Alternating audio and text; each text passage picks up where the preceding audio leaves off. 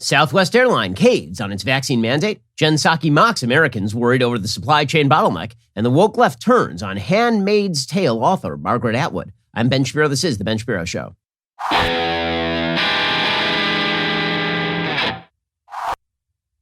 This show is sponsored by ExpressVPN. Don't like big tech and the government spying on you? Well, visit expressvpn.com/Ben to stop all of that. We're going to get to all the news in just one moment. First, as you know, inflation is running extremely hot right now. And now Democrats are planning to push through trillions of more dollars in spending, which, of course, is only going to increase the problem. So if you think that money grows on trees, apparently the way our government does, keep living in that la-la land. If, however, you're a little bit freaked out about the fact that the central government of the United States is now blowing out the currency, you might want to diversify at least part of your portfolio into gold or silver. If you haven't reached out to Birch Gold to diversify part of your IRA or 401k into a precious metals IRA, go ahead and do it today. Text Ben to 474747. Get a free information kit on protecting your savings with gold. I buy my gold from Birch Gold. They have an A+ rating with the Better Business Bureau, countless 5-star reviews, thousands of happy customers. And this month, when you place an order with Birch Gold, you will get a signed copy of my book, How to Destroy America in 3 Easy Steps. Text Ben to 474747 to claim your free no-obligation information kit on holding gold and silver in a tax-sheltered account. Plus,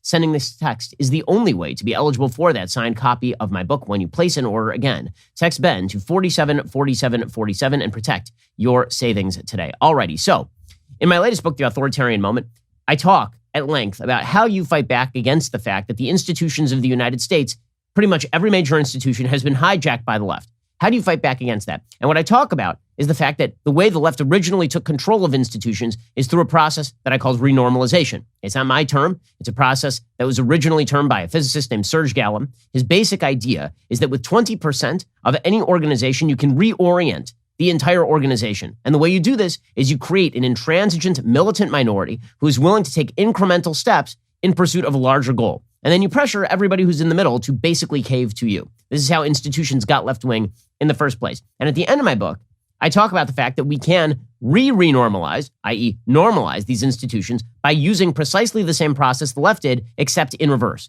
You can unionize all of your friends inside a particular company and say, I'm not going to that critical race training theory session. We're not doing any of that.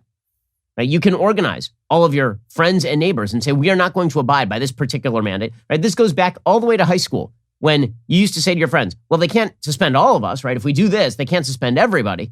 Okay, well, sometimes they could, but sometimes they couldn't.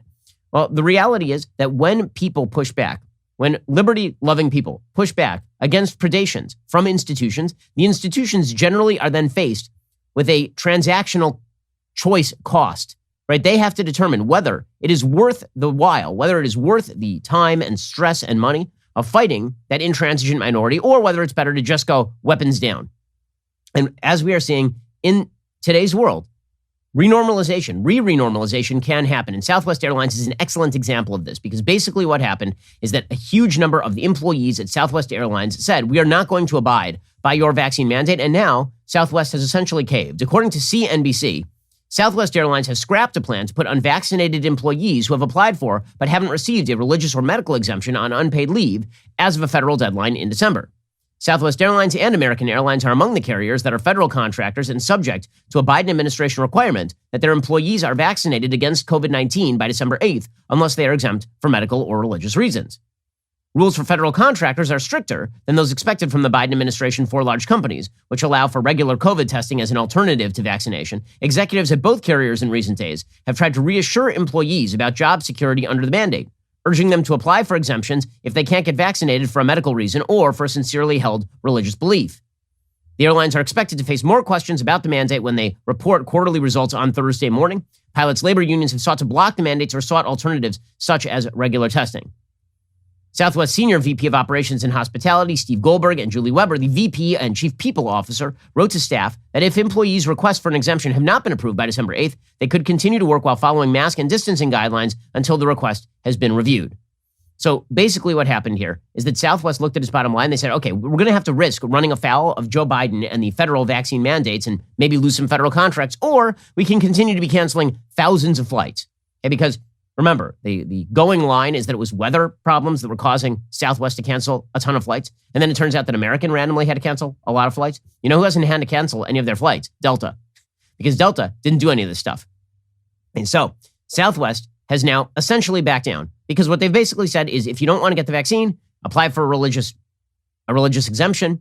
And if we don't get back to you in time, then we still have these mask mandates that we are going to impose. But, you can abide by those and we will just continue to pay you and you will continue to do your job because we'd rather have you on the job than have to suspend you without pay and then maybe destroy our ability to even fly these planes. So it turns out that when you get enough of your own employees to resist what you are doing, that can have an immense effect on how these companies are run.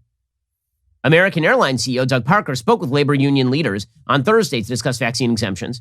American Airlines management indicated that unlike the approach taken by United, they were exploring accommodations that would allow employees to continue to work, said the Association of Professional Flight Attendants. That's the union that represents all the flight attendants in the cabins. They failed to offer any specifics as to what such accommodations might look like at that time.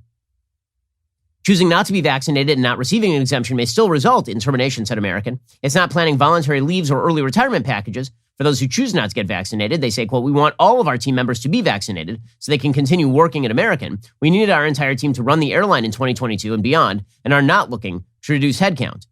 Okay, but when these companies are put up against it and they have to choose between whatever amount of money they're making from the federal government and their ability to literally put crews on planes, it makes it very difficult for them to side with Joe Biden. And you're starting to see more and more businesses do that, right? We announced that we were not going to be complying with the Joe Biden vaccine/mask mandate, the vaccine/testing mandate. This is not something that we here at Daily Wire were going to abide by because we felt this was a violation of freedom of association and basic liberty principles and could not come from the federal government.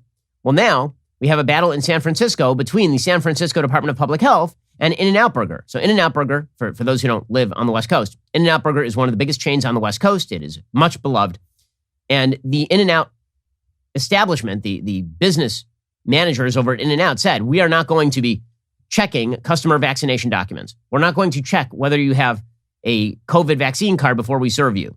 The San Francisco Department of Public Health therefore closed In-N-Out on October 14th because employees were not properly checking for customers' vaccination documentation, the burger chain said in a statement.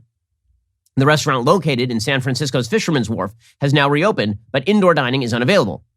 In-N-Out said it properly posted signs of local vax requirements, but refuses to strictly enforce them. Their chief legal and business officer, Arnie Wensinger, said, quote, we refuse to become the vaccination police for any government. We fiercely disagree with any government diktat that forces a private company to discriminate against customers who choose to patronize their business. Now, this, of course, is a good and brave and rational decision by In-N-Out. It is simply ridiculous to turn all of these businesses into the vaccine police. That's absurd. Using private industry to cram down government bake-the-cake policies is insane, no matter what the bake-the-cake policies happen to be. It's particularly insane coming from the San Francisco government, where if you're at the upper echelons, you can unmask because the spirit moves you, as Mayor London Breed once suggested. So businesses are starting to resist, and this is good. This is what stops all of this. And you're starting to see this happen at the local level with regard to police officers. We talked about this yesterday. Hundreds, maybe thousands of police officers across the country are saying, we would rather be kicked off the force than accede to your demands. And then we'll see how you like it when you're the one picking up the phone and having to respond to a 911 call. Where are all those social workers you were talking about hiring? Why don't you get those people out there? Chicago Alderman Brian Hopkins, he's pointing out that Chicago could lose 1,000 police officers over a vax mandate that Lori Lightfoot herself, she does not abide by any of her own mask mandates. Again, for the people at the top of the food pyramid when it comes to the government, they just don't abide by any of their own rules. Here is the Chicago Alderman Brian Hopkins saying, we might lose 1,000 police officers over this.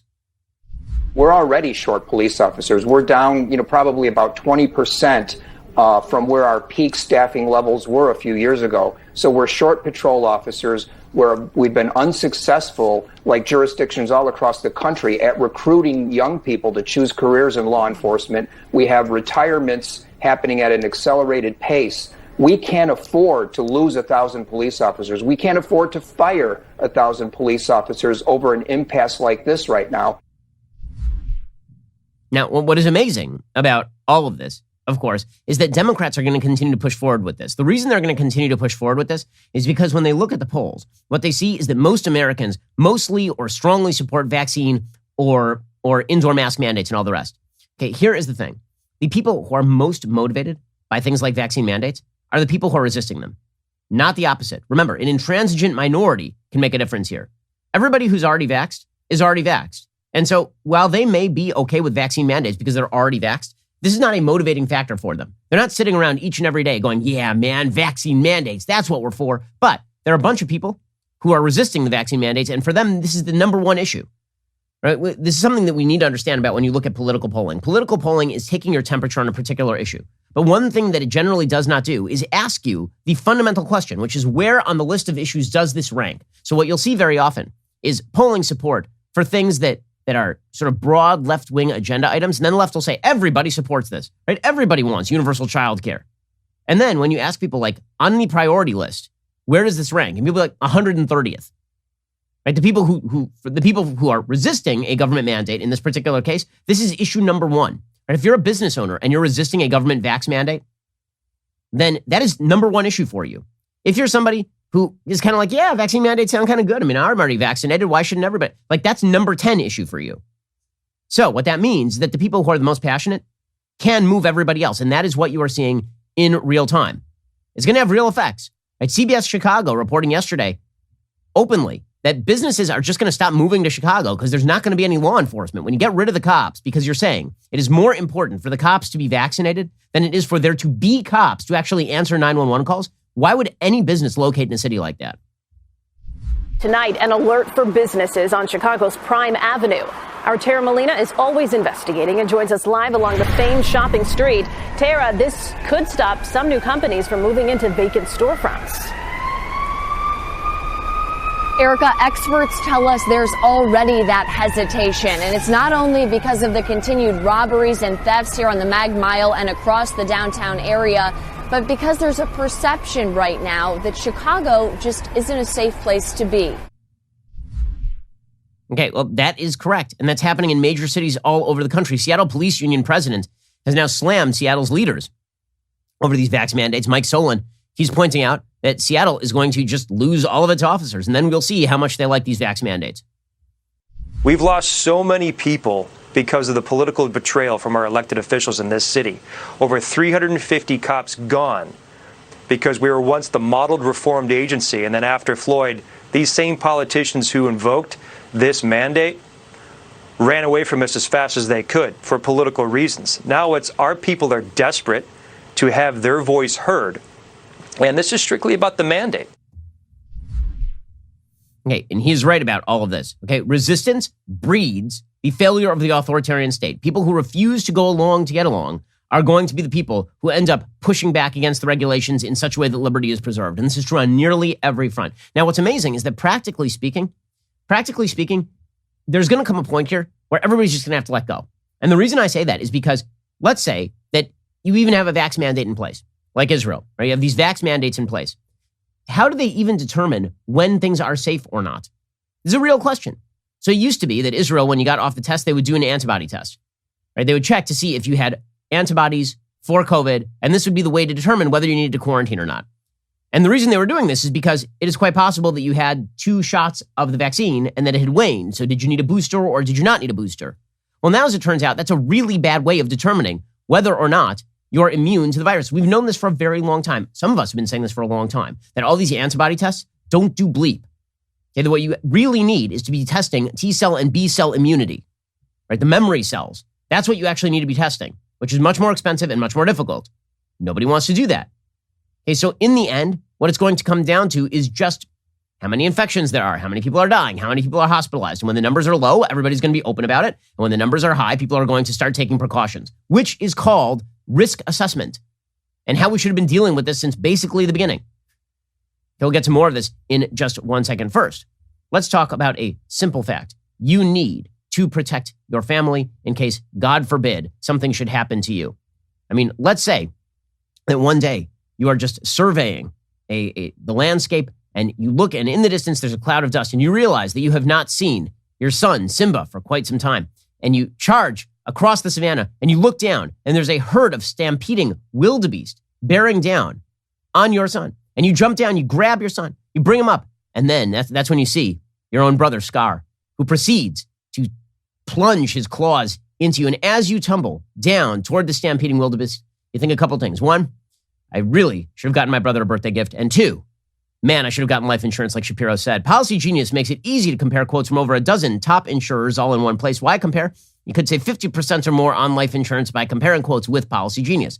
You could save $1,300 or more per year on life insurance by using Policy Genius to compare policies. Those licensed experts at Policy Genius work for you, not the insurance company, so you can trust them to help you navigate every step of the shopping and buying process. That kind of service has earned Policy Genius thousands of 5-star reviews across Trustpilot and Google, and eligible applicants can get covered in as little as a week, thanks to an award-winning policy option that swaps that standard medical exam requirement for a simple phone call. Getting started is simple. Head on over to policygenius.com/Shapiro. In minutes, you can work out how much life insurance coverage you need and compare personalized quotes to find your best price. Head on over to policygenius.com/Shapiro. Get started right now. Policy Genius. When it comes to insurance, it's nice and very important to get it right.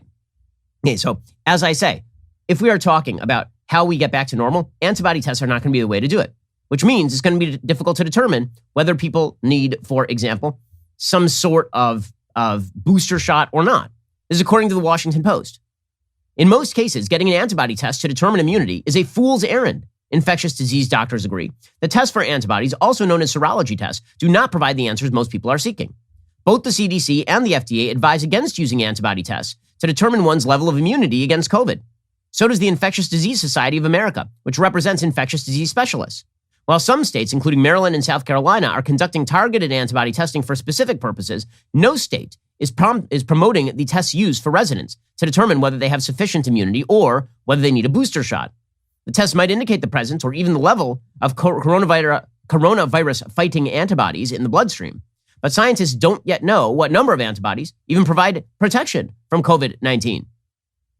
Also, you have other parts of your immune system that activate when you are reinfected, right? This is why if you get a reinfection from COVID after having the vaccine or after having COVID previously, it tends to be much more mild because your body already knows how to fight off the disease. What does that mean practically speaking? What that means practically speaking is that all of these passports don't mean bleep.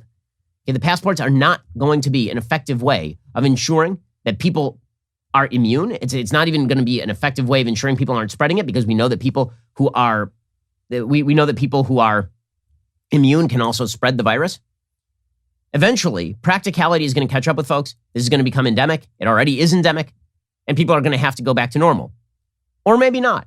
Or maybe not. Maybe it's the push toward the new normal that the left is pushing. Right? So we have two attempts at renormalization. One is the re-renormalization, i.e. people pushing back in favor of liberty, doing individual risk assessment and determining they wish to go back to regular life. And on the other hand, you have people who really wish to renormalize the society along very basic lines. I'm not going to stop talking about the fact that the labor shortages we are currently seeing may be a ground shift in terms of how the economy works, like forever, and that the left is pushing this very, very hard. Okay, the Build Back Better plans that are being pushed by this administration are driving up not only inflation, they are driving people out of the workforce. It is particularly clear right now that workers are staying out. The New York Times is admitting this. Ben Castleman writing, fall was meant to mark the beginning of the end of the labor shortage that has held back the nation's economic recovery. Expanded unemployment benefits were ending.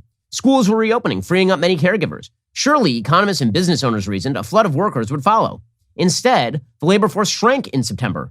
There are 5 million fewer people working than before the pandemic began. 3 million fewer even looking for work. The slow return of workers is causing headaches for the Biden administration, which was counting on a strong economic rebound to give momentum to its political agenda. Conservatives have blamed generous unemployment benefits for keeping people at home.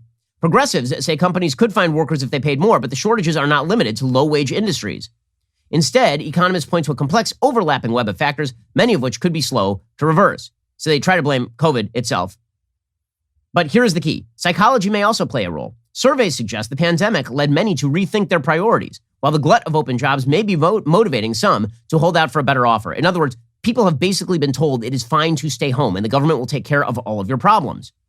Whether it's unemployment benefits or whether it's a child tax credit, whether you're talking about government inflation or whether you're talking about helicopter cash via the states, people now feel secure in the notion that they actually don't have to work.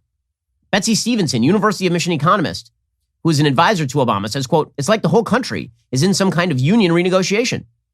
I don't know who's going to win in the bargaining that's going on right now, but right now it seems like workers have the upper hand. Yes, but if quote unquote labor has the upper hand, you know who really has the upper hand? Who really has the lower hand is consumers. Because the bottom line is when you drive up the price of labor, all of that gets passed on to the consumer. So if you are driving up the price of wages and then you're not working, You're shooting yourself in the face because you're going to be paying higher prices. Real wages are down this year. They are not up. So the labor shortages are not creating widespread prosperity. They are creating widespread shortages. And that's being exacerbated by the crisis at the ports. We're now seeing, for example, that food shortages are next in the supply chain crunch. According to Brendan Case, Leslie Patton, and Kim Chipman, writing for Bloomberg, quote, in Denver, public school children are facing shortages of milk. In Chicago, a local market is running short of canned goods and boxed items. There's plenty of food. There just isn't always enough processing and transportation capacity to meet rising demand as the economy revs up. More than a year and a half after the COVID pandemic upended daily life, the supply of basic goods at U.S. grocery stores and restaurants is once again falling victim to intermittent shortages and delays. Vivek Sankaran, chief executive officer of Albertsons, says, quote, I never imagined we'd be here in October 2021 talking about supply chain problems, but it's a reality. Any given day, you're going to have something missing in our stores, and it's across categories. In Chicago, Dill Pickle Food Co-op ran out of certain dry goods because its two main distributors haven't been sending orders in full in recent weeks. Early in the pandemic, panic buying was the cause. Although the food industry was able to somewhat rebound, the sustained nature of the pandemic, combined with the slow pace of vaccination globally and the recent surge, have resurfaced the problems, says General Manager Latalia McCarthy. The shortages aren't as acute as they were, but the ability to actually put things on the shelves is declining. According to CBS Baltimore, why are the shelves at the local grocery store always partly empty? Why do deliveries take so much longer than they used to? Why is everything more expensive? The short answer is the supply chain. The long answer is not that simple. According to CBS Local, we've got a shortage of workers along the path that products take from the factory to a consumer's doorstep, creating multiple bottlenecks in a system that depends on timeliness to function, just as demand has drastically increased for those products. Okay, so the simple fact that you are now seeing these shortages and that this is being chalked up to a labor shortage, and that labor shortage is being seen by the left as a good thing, right? That Paul Krugman is writing this, right? Paul Krugman, Nobel Prize winning economist for trade policy, who likes to throw around that title as though he knows what the hell he's talking about when it comes to, for example, government spending. The fact of the matter is that this is not a bug. This is a feature. This is something that people on the left very much want, is fewer people working. It's something they're interested in. Now, there's going to be some unintended political consequences for Joe Biden, but you can see how the Biden administration is desperately trying to downplay this and pretend it doesn't matter. We'll get to that in just 1 second. First, let's talk about your safety and security at home. So I have a Ring alarm security system on my house. When we moved from California to Florida, first thing, we put that Ring alarm security system on the house because safety is our number one priority. It's the thing my wife cares about most. I agree with her. I feel much more at ease when I'm on the road or away from home. My Ring alarm equals peace of mind. You can protect your home with Ring Alarm. Ring Alarm is a powerful, affordable, whole home security system you can easily install yourself. It works seamlessly with other Ring products in one simple app. For a special offer, go to ring.com/Ben. It's the perfect way to start your Ring experience. Keep an eye on every corner of your house with indoor and outdoor cams. See what's happening direct from your phone. Protect your home anytime from anywhere with Ring Alarm. Go to ring.com/Ben for a special offer on a Ring Alarm security kit today. You can build a system that is right for your home and have it all up and running in just minutes. It's easy to install yourself. Ring.com/Ben. That's ring.com/Ben. I don't just use it when I'm on the road. Sometimes, I have 3 kids that are constantly running around our property. Sometimes I kind of lose one. You're like, oh, where'd they go? You pop up the Ring app on your phone and suddenly I know exactly where they are. It makes me feel a lot better. Go to ring.com/Ben for that special offer on a Ring Alarm security kit today. So the attempts by the left to downplay what we are currently seeing in the economy is not mere political convenience. It goes to something deeper, which is they would like the restructuring of the American economy where half the public just doesn't work. You can hear, and by the way, what they are attempting to do in downplaying the cost of this is unbelievably elitist. As always, the Democratic Party has a real disconnect between the people who make the policy and the people they purport to be speaking for. So just as the leadership of the Democratic Party, in too many cases, is disconnected from the concerns of its own constituents, this is true in terms of the so-called economic overhaul. I think if you ask most Americans, would they like the economy back from February 2020? The answer is yes. You mean an economy with record low unemployment and record high wage growth?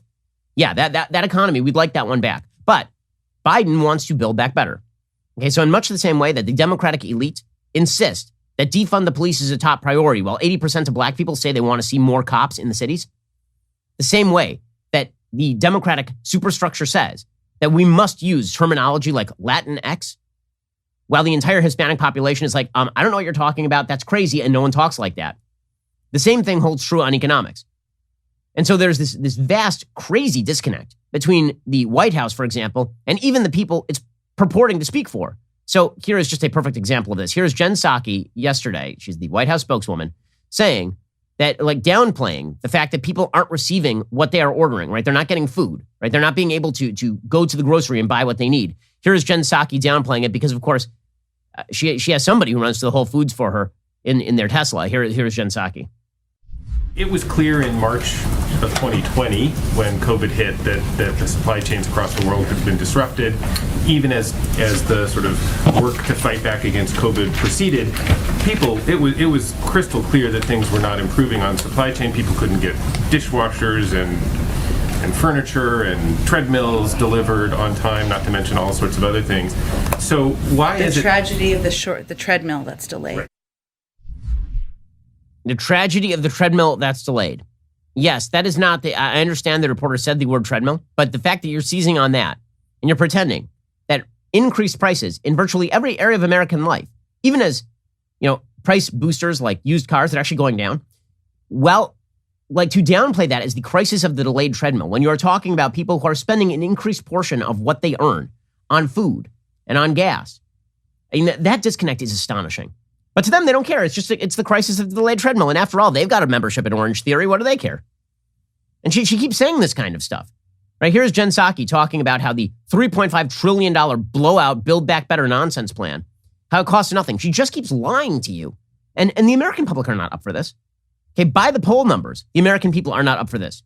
According to Politico, today, as inflation continues to raise prices of everyday household items, Americans are laying the blame at President Joe Biden's feet. In a new Politico Morning Consult poll, 62% of American voters say the administration's policies are either somewhat or very responsible for increasing inflation.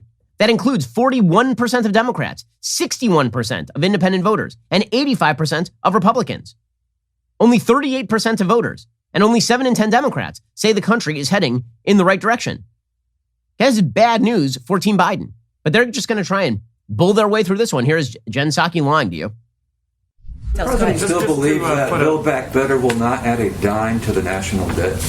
Correct, it won't. Why should Americans believe that? Because it won't. Go ahead. What if taxes that he says he wants to, get more taxes in? What if it doesn't happen? What if the economy goes sour? Lots of things can happen. You're going to tell from up there future generations, not even born yet, that they're not on the hook for this. Is that right? That's right, and hopefully you'll report accurate information yourself. Hopefully you'll report accurate. So it's not going to raise the deficit at all, despite the fact that we know this thing is actually going to cost, as they proposed it, some $5 trillion, despite the fact that they are going to have to raise taxes on people who are not at the top of the income spectrum. You can lie to some of the people some of the time, but you cannot lie to all of the people all of the time and expect that they are going to continue to trust you. But again, the goal here for the Democrats is once you've reoriented how Americans live, then they're not going to remember you lied to them, right? Once you've reoriented the entire superstructure of American life, then people are just going to adapt. And once they adapt, that will be the new normal. This has been the Democratic plan basically since the 1960s. When it comes to government spending and government blowouts, the basic idea is you get people dependent, and sure, they might resist at first, but soon enough, they will stop struggling. And once they stop struggling, they will adjust to the fact that you've shoved that IV line of benefits into their arm. This is the plan. And meanwhile, they will distract you with all sorts of other virtue signaling stupidity so that you are not paying attention to what it is that they are doing. Right? That is the goal. And by the way, if you're upset about this stuff, just let it go. As Michelin Maynard writes at the Washington Post today, quote, don't rant about short-staffed stores and supply chain woes. Lower your expectations. Just lower them. I mean, if you lower the expectations, you're fine. Right? Just understand that life is changing in front of you and stop whining about it. Why should you expect that the grocery stores are going to be full of the foods that you've counted on them being full of your entire life? I mean, keep your expectations reasonable, guys, and just adjust to the new normal. Stop struggling. Yeah, that is the goal here. And then we get to the woke distraction politics. So the idea is that if we make your life materially worse, at least we're virtue signaling along the lines of the things that matter. Now, again, the disconnect is that most people don't care about the woke distraction tactics. It ain't going to work. Democrats basically have an economic agenda that people don't like, and that is causing enormous snarls in terms of the economic solidity of the United States and the supply chains and all the rest. And they have a woke governing ideology that appeals to a very solid, small core of people, but otherwise everybody hates. And they have Trump. So that's what they're running on in 2022. Good luck to them. Really, good luck to them. And we'll get to the woke governance of the left in just one second, because it is pretty amazing how they're attempting to distract from their own failures by simply throwing out red meat to what they hope is an intersectional coalition of people who deeply care about wokeness. The problem, of course, is that that's a very small group of people. By all polling data, the people who care about wokeness the most are upper-class white liberals, typically women. It's according to David Shore, right, Democratic pollster. It's not black Americans who care about woke politics. It's a bunch of white college-educated liberals who went to Columbia and majored in women's and gender theory. We'll get to more of this in just one second. First, let's talk about the fact that right now, gas prices are just insane. I mean, if you look at the pump, the price of a gallon of gas is up dramatically. Well, I'm thrilled to introduce an incredible app that everyone who buys gas needs to know about. It's called Get Upside. My listeners are making up to 25 cents for every gallon of gas every time they fill up. You just download the free Get Upside app in the App Store or Google Play right now.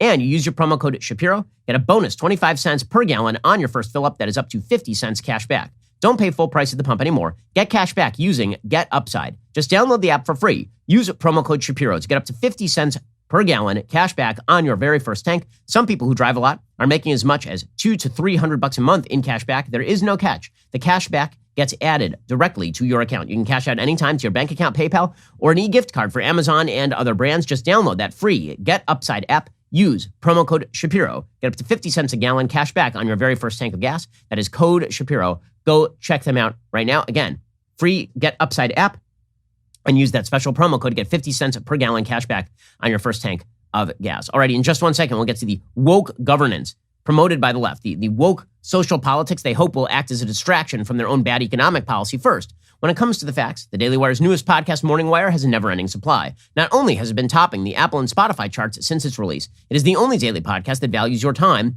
and the truth. And while we are working overtime to bring you the news you need to know, we need your help to keep the facts trending toward number one. So subscribe and start listening now to Morning Wire on Apple, Spotify, or wherever you listen to podcasts. Leave a 5-star review if you like what you hear. You're listening to the largest, fastest growing conservative podcast and radio show in the nation.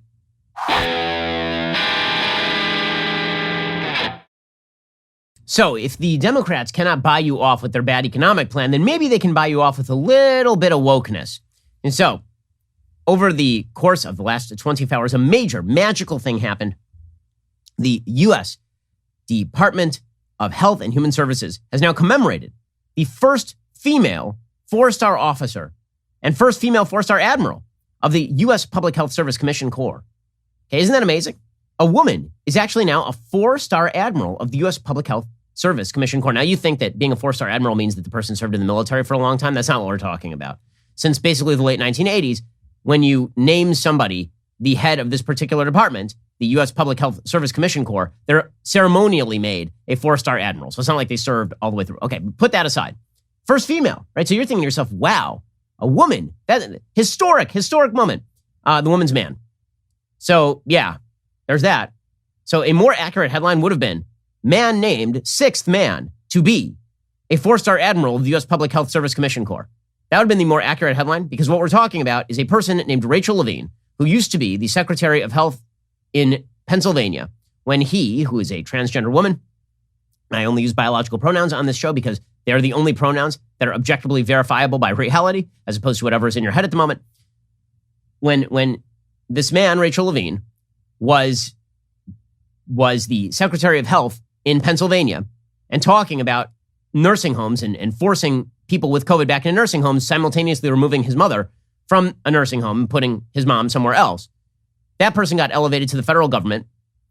Very radical on policy, but the chief qualification and the thing that was in all the headlines was the person's transgender status. So this is very important.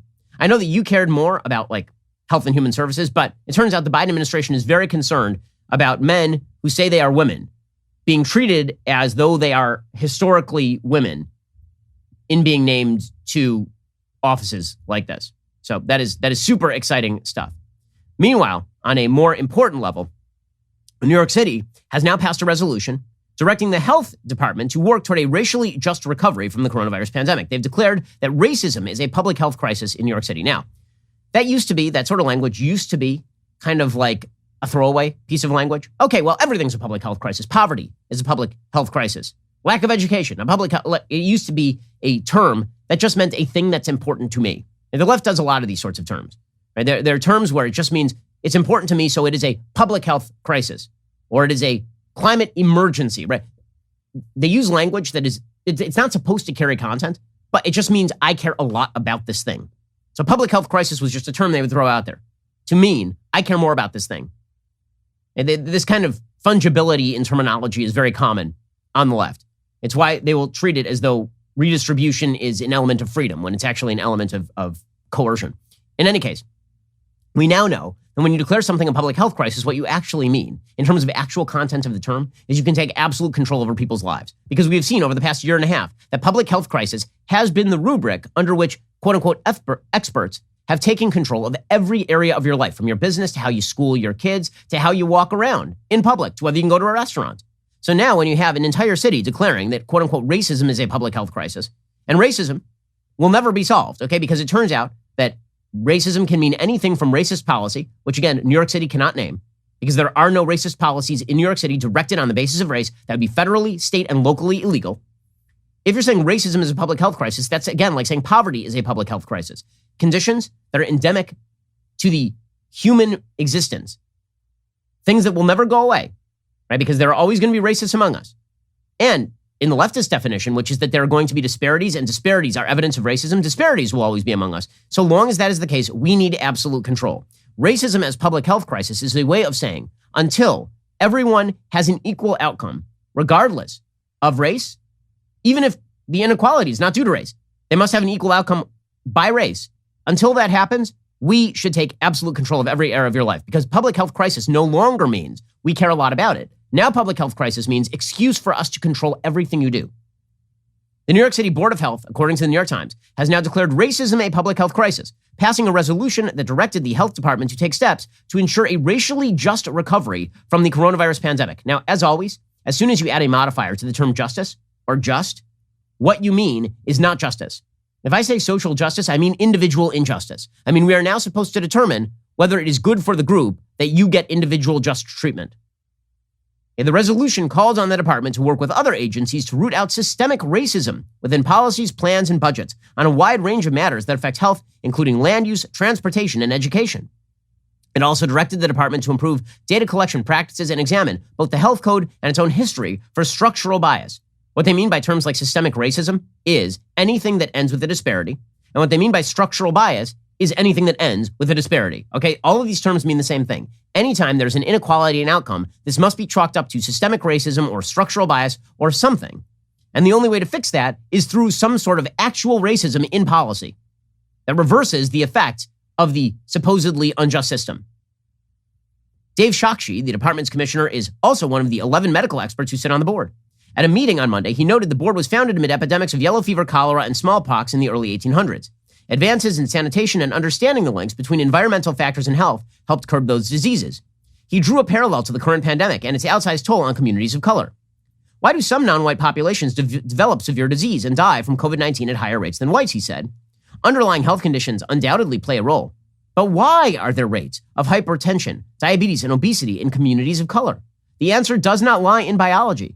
Structural and environmental factors such as disinvestment, discrimination, and disinformation underlie a greater burden of those diseases in communities of color. So again, understand what he's saying. He is saying that if people are not dying at the same rate, and we know why they're not dying at the same rate, because it turns out that fatter people die of COVID more. Right? People with hypertension die of COVID more. People with diabetes die of COVID more. And it turns out that not every population has those diseases in similar fashion. Now, that means that it's not about race. He says, even if it's not about race, it's about race, because we then have to look to the underlying reason why too many people of color have hypertension or diabetes or are fat. Right? Then we have to look to the underlying reasons. And we can't look to how people are individually making the choice to get fat, right? We can't do that. We can't look to why so many people are eating fast food as opposed to not going and just getting some vegetables from the store. We can't do that.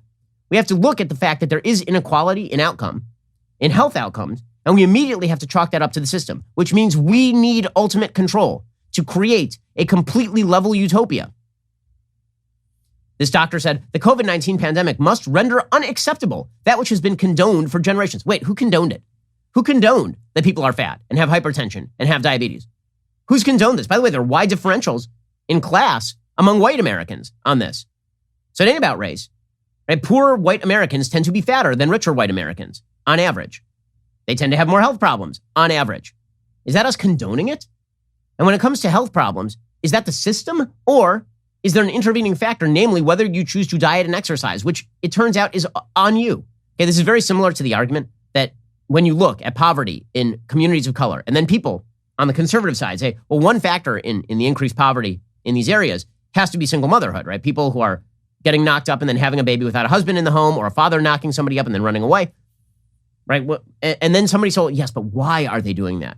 Well, since I don't believe that human beings are simply widgets responding to environmental and socioeconomic circumstance, and that human beings actually have the ability and responsibility to make good decisions, which, by the way, is the predicate for any sort of rational politics, because otherwise you're just a social engineer. If you believe in any sort of consent-based politics, you have to believe in the inherent ability of people to make basic life decisions. If you believe in that, then that means that you should be looking to individual decision-making to alleviate the consequences of these decisions. But now they're saying you can't do that, right? You need the experts who somehow are not creations of their environment and socioeconomics. The experts have magical free will that has descended upon them. But the poor schlub who's living in Harlem, that guy has no free will, according to these geniuses. And once you declare everything a public health crisis like racism, this means unending control forever. And this is both the promise and it is also the bribe that Democrats are now handing out. We will solve, as always, we will solve all of your problems, and we will declare that you are not racist if you go along with us in this. Right? We will alleviate all responsibility from you, both personally and morally, if you go along with us on all of this. Now, there's a threat, right? The threat is if you don't go along with us on all of this, then we will just outlaw you, right? We'll just go directly against you. We'll try to, we will attempt to destroy you and destroy your life. The New York City Health Department said its resolution was one of the first that was tied to specific directives. Those include making recommendations to the mayor's Racial Justice Commission and establishing a Data for Equity working group designed to ensure the department applies an equity lens to public health data and educates other agencies on how to do the same. Again, equity lens just means anytime there's inequality, we are going to chalk that up to the system. Guess who's in control of the system? Us. We get to fix it. Okay, and if you don't go along with any of our agenda, we will just cudgel the living crap out of you. We will just cudgel you. Okay, which is why I will say the most enjoyable story of the day is the targeting of Margaret Atwood. So Margaret Atwood, of course, wrote the wildly overrated sci-fi dystopian novel Handmaid's Tale. Right? She was used as the sort of icon of the Trump era because, of course, Trump era was all about sexism. Okay, so Margaret Atwood made a mistake. What was her mistake? She tweeted out a piece called "Why Can't We Say Woman Anymore?" Because all sorts of people on the left have decided that wokeness must take into account the fact that men give birth. Now, if you're a rational person, you're like, nope, that is not a thing. If men gave birth, that would be very difficult, as it turns out, to press a baby through a urethra or through a butthole. It turns out that's very difficult to eject a baby through either of those orifices. You actually need a female vagina in order to make that happen. Okay, but if you point that out, then people on the left go nuts. Margaret Atwood pointed that out. And so the left came after her, which is quite enjoyable. She was a feminist icon until she assumed that women existed. Whoops. So Mix Amanda Jete Knox tweeted, "I'm disappointed you shared this because it's factually untrue. We can still say woman, and we can also say people when it makes sense to use more inclusive language. I'm non-binary. I also menstruate and gave birth to 3 kids. Saying people with periods includes women and me. No, you're a woman. You're not non-binary. I'm sorry to tell you this, that non-binary is not a category. Unless you are actually intersex, you're not non-binary. You are, that's in your head. You're a person who menstruated and gave birth to children. You're a woman. Done." Tanya Tagak tweeted out, "I didn't know Margaret Atwood sucked. Transphobia sucks. The people commenting on her post should be enough proof. You're the one on the wrong side of history. Please, Glob, don't let me become a harmful crone. Everyone call me out when I get crusty." Yeah, these are delightful human beings. So it's exciting stuff to watch them just erase Margaret Atwood now. She has crossed the cancel culture, and the cancel culture will come after her. By the way, at Netflix, the Netflix co-CEO is already starting to walk back his support for Dave Chappelle. He said he screwed up in his efforts to communicate with employees who were overset over Dave Chappelle's new special. He said in an interview, quote, "What I should have done is led in those emails with humanity. I should have recognized a group of our employees was really hurting. To be clear, storytelling has an impact in the real world, sometimes quite negative. We have articulated to our employees there are going to be things you don't like. There are going to be things you might feel are harmful. But we're trying to entertain a world with varying tastes and varying sensibilities and various beliefs, and I think the special was consistent with that. Okay, so he's already backing up. And so the alternative to bad economics from the left is bad social policy from the left. And here's the thing. Nobody likes this stuff. This stuff is not particularly popular. The only people it is popular with are people who wish to delude themselves into believing that they are victims in American life. And if you wish to delude yourself into believing that you're a victim in American life, you can do it. I mean, a huge number of people, listen, the incentive structure in human thinking is always to believe that you're a victim of outside circumstance, and that whatever hardships you experience in life have nothing to do with you and nothing to do with reality. They simply have to do with other people discriminating against you. And there's a new Gallup poll that kind of demonstrates this. It says that women's satisfaction with the treatment of their gender in the United States is now at a record low. Apparently, only 44% of women say they are satisfied with the treatment of women in society. 44%. And now, I just am going to point out here that women in American society are treated better than women in any society anywhere on earth for all of human history. Just as an example, right now, here are doctoral degrees by field and gender in 2020. Okay, in education, women outnumber men 68% to 32%. Overall, in all fields, doctoral degrees, women outnumber men 53% to 47%. In master's degrees, women outnumber men 6 to 4. Okay, they outnumber them 60% to 40%. Women outnumber men in total graduate school enrollment 59.7% to 40.3%. And yet women are saying that they are wildly mistreated in American society. So again, the left is trying to say that we've got this economic plan. Don't pay attention while we restructure everything. Also, we have this woke plan to take control of your life, but we will give you a perception of victimhood. Okay, well, if you choose to buy into that, then I suppose you can. I just don't think it's going to make for a very happy life. I think, in fact, it's going to make for a very unhappy life, but maybe that's the point. You can be happy in your unhappiness. Maybe that's what the left is finally betting on here. You can be happy with the breadlines, as Bernie Sanders suggested. You can be happy with the belief that you're a victim in a society where you clearly are not one. Or you can be an empowered human being making individual decisions that make your own life better and the people in your community make their lives better as well. Those are your choices. There's no third choice. Alrighty, we'll be back here later today with an additional hour of content. In the meantime, go check out The Michael Knowles Show. That's available right now. I'm Ben Shapiro. This is The Ben Shapiro Show. If you enjoyed this episode, don't forget to subscribe. And if you want to help spread the word, please give us a 5-star review and tell your friends to subscribe too.